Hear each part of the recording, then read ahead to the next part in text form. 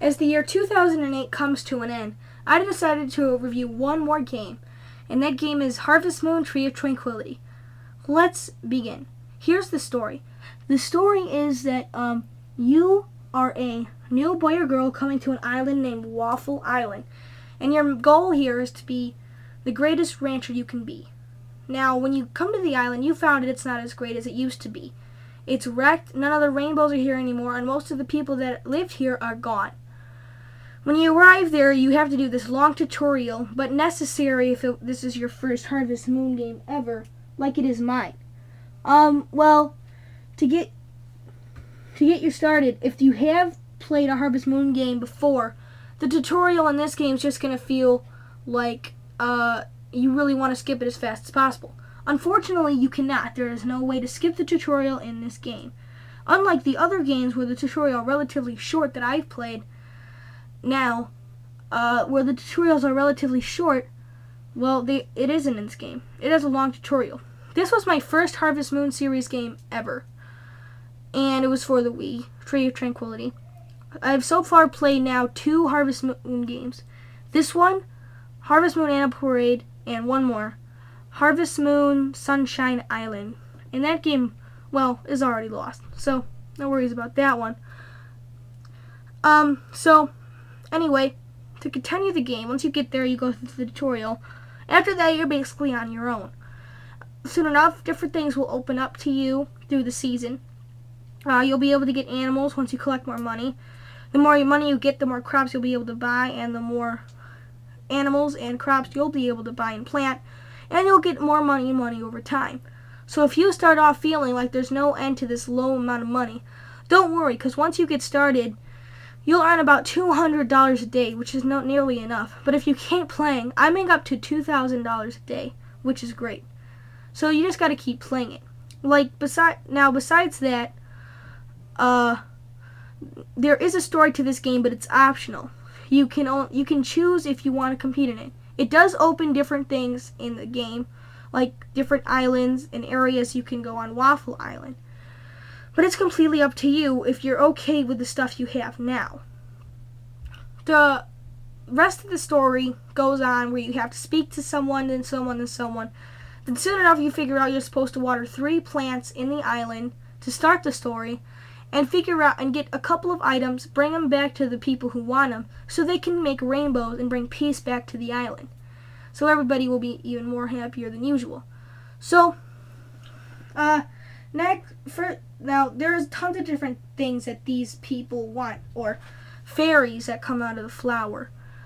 They can have food, they can want fish, they can want an item you find on the floor, whole different things. Some are easy, some are hard. You're just going to have to work at them. And some things you can only get in certain seasons, like certain plants, vegetables. So you better be careful, and hopefully you get the recipes at the right time. If you're going to do the story, you'll probably want to do it as soon as possible. To start the story, you need to go out through a little bit, then talk to Gil, and then he'll say you need to upgrade your house. Talk to him again, and your story will get started. Okay, now to talk about this game in general. The game was fun. This is a game of life, which means you do regular things you would see yourself doing in life, such as being a farmer. It's kind of like a Sims game or an Animal Crossing game. I'd say it's a mix of both. So, anyway, as a farmer, you're able to do all kinds of things. Not just plant crops, but also raise animals, cook, fish, mine, be a lumberjack, and much more. This game has a variety of things to do, and that I really like. It's not just a continuous job of being a farmer. And I thought that was a great add-on to this series, that you could do so much. And I know you could also do all those other things back in the old games, but I have to say I didn't know you had this many options in the Harvest Moon series. So, next up, I have to say that the complaints in this game are low. I've realized that, and I just wanted to state on a couple of things. There are really no big problems with the game, and that I really enjoyed. There are only a couple little problems, mostly involving the animals. One of the biggest problems people have with this game is that the fact that the loading screens are too long. The loading screens are long in this game, but I am used to loading screens being long to other games, like different games. So I'm okay with loading screens, but anybody who hates long loading screens, I don't think it would be anything worth not getting this game, but it's just something to think about. Most of the problems are with the animal barn. You see, with the animal barn, there's so much different confusing things. I hate how you have to pick up every animal in your barn, especially when you have a lot of animals. I find it so annoying. I get it if your animals are stuck inside someday because it's raining and you can't graze them. But come on, if they're outside, why isn't that good enough? Isn't being outside in the sun good enough? I mean, they seem happy, sparkles are around them. Why isn't that good enough? I have to question the game on why animals aren't happy even when they're at their happiest. Now, when they go outside to graze, at least they're fed. But I truthfully have no problem with feeding, besides the fact that the coop is more of a problem with money and food than the barn is. But I truthfully have no problem with food. It's just that the fact he's picking them up. And picking him up even takes longer than it would be to just pet him like he does the animals in the barn. But that's basically it. Another thing is if your animals can't go out to graze, you'll need to collect the supplies they give you from inside the barn. And this can be a pain. Sometimes you pick up the animals, especially if you have a lot of animals and a lot of different supplies in the coop, which is where all your chickens and your ducks are that lay eggs. Not to mention you get silkworms in this game that lay cocoons. Now, the barn, of course, is different. Everything you need from the barn you can get by just doing something with a special animal.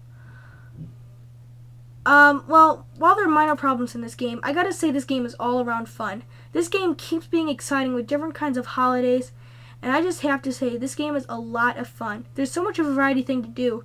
I think everybody who will like this game, well, maybe not everybody, but everybody that enjoys little real-life games like Animal Crossing or Sims. And even if you like adventure games, I'd say this is it. You get to collect everything, do different things, and there's a whole bunch of stuff to do in this game. The graphics are good for the Wii. The music can be repetitive, but I find it very soothing. This game is just all around fun. I think I'd give it a 9 out of 10, and I don't think I'd skip this game for any reason. So I would definitely say buy it. Well, that's it. The last game I'm reviewing of 2009. So I haven't reviewed a game in a while. Hopefully this will cover it for it. I'll see you guys in 2010, and hopefully I'm planning in my next review being, well, I guess we'll just have to wait and see, because I don't even know. Well, thanks guys. Bye. See you later, and have a happy new year.